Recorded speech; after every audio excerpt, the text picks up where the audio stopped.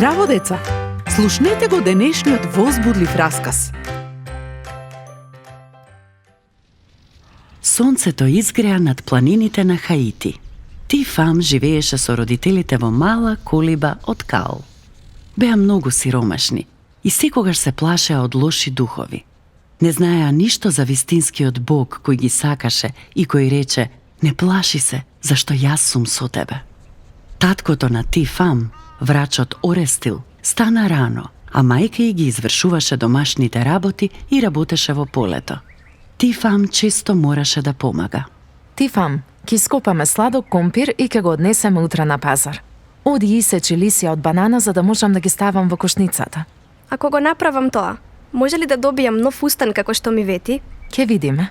Тифам ја зеде мачетата и тргна кон плантажата со банани. Незината пријателка дотрча преку полето до неа. Тифам! Мери, утре ќе добијам нов устан со зборови на него.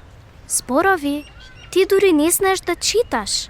Јас прво ќе научам да читам, а потоа ќе купам нешто. Ќе купиш ли нова амајлија од татко ми за да те штити? Не, веќе не носам амајлии. Ние станавме христијани и ќе купиме Библија. Мери, ти полуде. Тоа воопшто не им се допаѓа на злите духови. Ќе се разболиш. Тифам, јас повеќе не се плашам. Исус е посилен од злите духови. Тој рече: "Не плаши се, зашто јас сум со тебе." Виктор ни го кажа тоа од Библијата. Тоа се лаги. Само лаги. Тифам ја држеше незината амајлија и побегна. Мамо, Мери повеќе не носи амајлија, затоа што станале христијани. Христијани се луѓе кои му припаѓаат на Исус и поради тоа не сакаат да имаат повеќе никаква работа со амајлии, хороскопи или суеверие.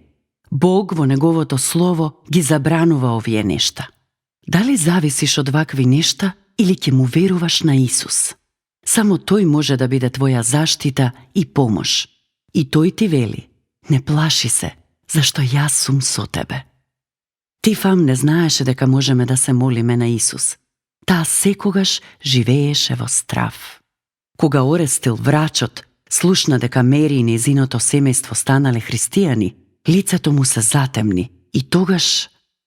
Што ќе се случи натаму во овој вистински мисионерски расказ, ќе ви раскажам во наредната драма. До следното слушање. Ако сакаш да не контактираш или ако имаш прашање, пиши ни на radio7kids@gmail.com. Чао!